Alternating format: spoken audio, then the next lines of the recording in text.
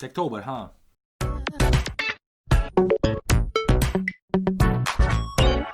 What is up everyone, Chris here, welcome back to the channel, and today we're talking about things that I bought with my own money. Nothing of this is sponsored or affiliate or anything.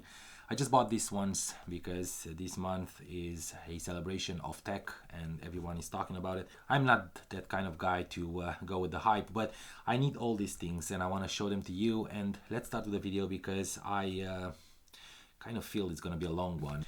So first and foremost, I bought an 100 watts adapter for charging my MacBook Pro. I do hate that white brick adapter that's huge. Apple provides with their MacBook Pro 16 and pretty much any other MacBook Pro. This one is made by Aukey. Like I said, it's an 100 watts power and you're able to charge the MacBook Pro 16 in full load, and also has 4 ports, so that 100 watt can be split to all the ports. Hopefully it's gonna do well, and as you can tell, it's way smaller than the white brick from Apple. And it does have these beautiful snappy legs that goes into the outlet.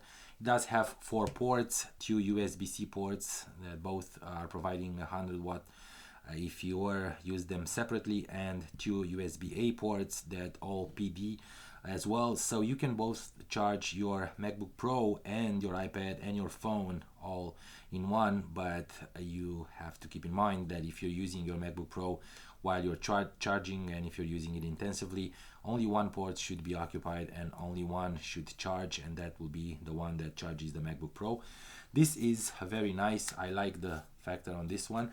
And I bought also 2 black cables. These are from Anker. I think Aukey had them as well, but I couldn't find them.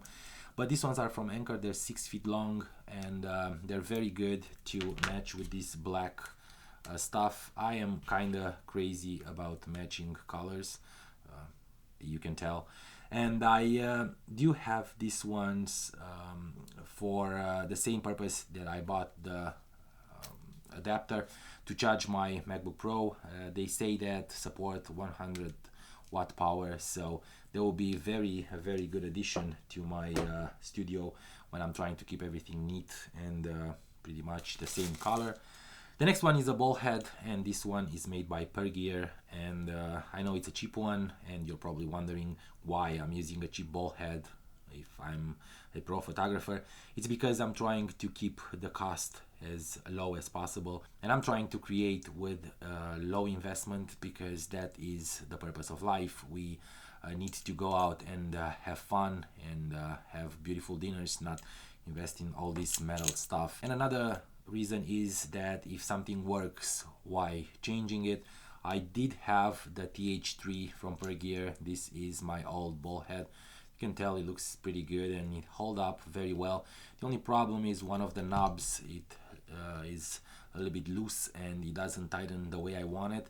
It doesn't creep if you're using a normal lens, but on a longer telephoto it starts creeping a little bit, not much, and I don't like that. So I bought this one. This is the TH3 Pro. Like I said, nothing is sponsored, but I do like what Pergear does with their products, and this is just a ball head. It's a 360 ball head that does have a nut here, so you can just put it down and have it vertically if you want to shoot vertically. This will probably mostly be used for me as for my video tripods. And because we're talking about tripods, let's get to the tripod. This is my new tripod that I'll probably use with the videos outside, because I'm thinking about going outside and make these videos that I'm promising every time when I'm doing a studio video. I'm thinking about going outside, and I promise that I will. Well, it's not working the way I want it due to the weather and due to the coronavirus conditions and everything else. But this is a tripod that I will probably need. This is the Zomei or Zomei, something like that, a professional tripod. I don't know how professional it's gonna be, but we'll determine that, and I'm gonna tell you more things about it soon. So apparently it comes in this beautiful bag that you can carry with, and inside is the tripod. But let's see the other things that is coming with. This is the product catalog of everything that Zomei does. It's a Chinese company, but they're pretty well established these days. They are doing these products for pretty long time. And here's a pro tip for you: do not throw these silica gel bags away. Use them to reduce moisture and humidity in your camera bags. Just throw them in the bag and forget about them. They're gonna suck all the humidity, all the moisture in your bag and keep your lenses and your cameras dry. They're very good, and they're coming with most of the plastic or metal products that have plastic attached to them or something like that. Let's take the tripod out and see what's inside. So this is the bag, which is very well made, and it's sturdy, well padded, very nice. I probably won't use it, but it's good to have it. And here is the tripod. Oh, and we have a manual as well, and a hex key. That's very nice. This is the manual to use it, and this is the hex key and everything to tighten up the legs if you need to, probably. And also, oh nice, those are clicky legs. That's nice. This is the tripod. That's a cool tripod. I do like it. And this probably is the ball head that they covered in this cloth, this velour, purple cloth. It's tagged with Zomei, a brand.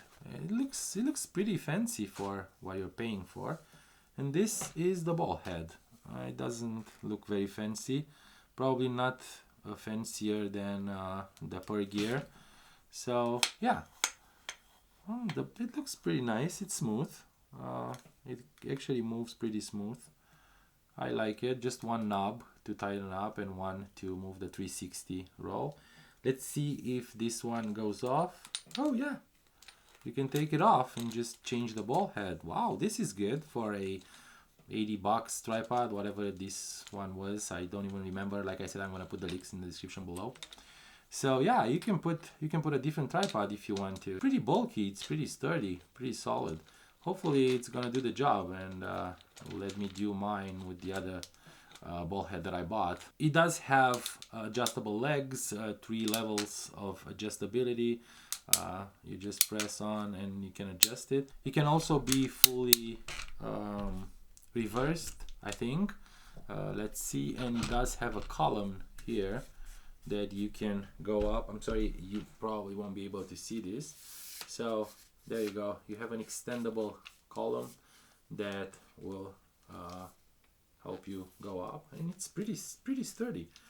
Wow, I'm impressed. I didn't expect this for the money I paid for it. The legs are just extendable one, the telescopic ones, and like I said, they don't feel cheap at all. It probably is. Yeah, it feels pretty good. Not amazing, and it does have a little bit of oil on the joints, and that tells me that it's not the high quality that everyone thinks it is. But it's still good, and the fact that it turns down to be that small, this is it. This is how big this tripod is. This is amazing. It's actually very good. It's very light, probably 2.5, 3 pounds. And the legs have some metallic nuggets here on the top, so this will help you grab more when you're putting in the sand or on very soft ground. It's very good. I love it. I'm very happy with it. So yeah, this is the tripod. I will talk a little bit too much about it.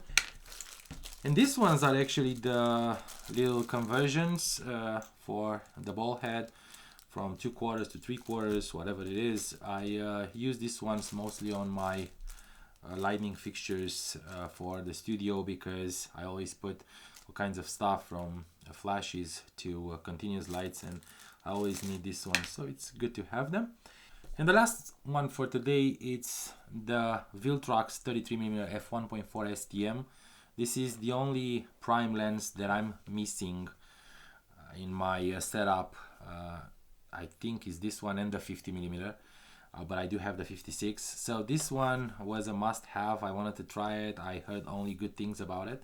So let's open it and see what's inside. I'm not gonna do a full review today, but I'm gonna tell you a few things about it if I can. Let's see.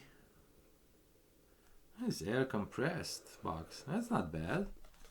Actually, the box looks very nice. It's sturdy. It's looks very professional. I actually love it. Inside we have a warranty card from Viltrox. That's always good to have. It's in Chinese and English. Very nice. This is probably the book with all the details. Thanks for choosing Viltrox lenses. They tell you everything what this lens can do, the elements, whatever it is. It's a 33mm focal length f1.4 large aperture, 9 groups, 10 optical structures, including 1 ED lens and 1 high diffraction index. That's not bad. An HD nano multi-layer coating with water resistant and anti-fouling coating. Wow. Noiseless STM focus motor, focus is sensitive, autofocus, key parts precision, injection parts feel silky, that's what they saying in their features, and supports auto aperture and A mode and S mode and EXIF information, precision brass bayonet, and durable. Okay, Viltrox. We'll see about that. They give you a nice carrying bag made out of beautiful, actually very soft microfiber cloth that it's very good for wiping it. And let's see the lens itself. Okay, we got it. Very nice padded, and obviously another silica gel. Don't forget what I said. Hey, that's cool. Let's see how the lens look. Wow, it's small. Beautiful. This is metal. Wow, the lens hood is metal. Wow. Fancy stuff for 290 bucks that I paid for this lens. Are you kidding me? This is very nice. Aperture ring. Okay, so it's a smooth aperture ring. It's not a clicky one. Oh, listen to this. So it does have a click level when you're moving from f16 to auto aperture, which means it locks at f16 and it locks at auto aperture level, which is very good. At least you can keep it there. And this one might be very nice to use for video with this smooth aperture ring. I love it. I love it, and it's very well done. I mean, I don't think you can bump this one and move it around. I think I can bump my 2314 easier than this one, which is very good. Good job, Viltrox. And they said it's water resistant. I don't really see a gasket, but it might be here. Maybe. Yeah, it might be a small gasket, rubber gasket, though I can't see it. They said it's weather resistant. I'm not sure how much weather resistant is. The STM in the name comes from smooth transition, which means it has a very nice bokeh, hopefully. Now let's see the front element. The front element looks very nice. It's a small front element. It does have beautiful small, and it's very clean and clear. You can see the coating a little bit if you look closely.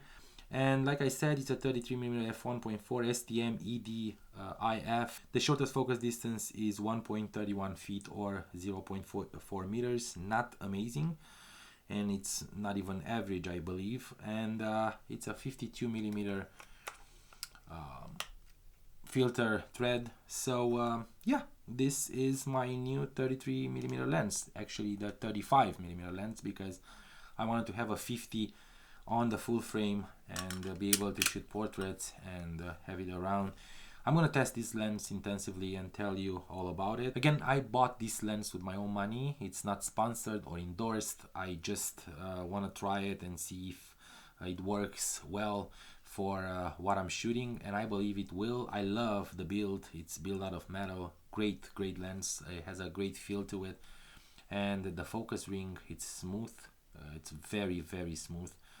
I love it. Well, Viltrox, I think you did a good job. We just have to test it now. Guys, this was pretty much it for today. Hopefully you enjoyed this unboxing video. I hope we're gonna have more items and make more videos like this. If you like them, please use that button and give them a thumbs up. If you like the videos, also share them with your friends and subscribe to the channel, and let's make this community bigger. Hit that notification bell, and I will definitely see you in a bit.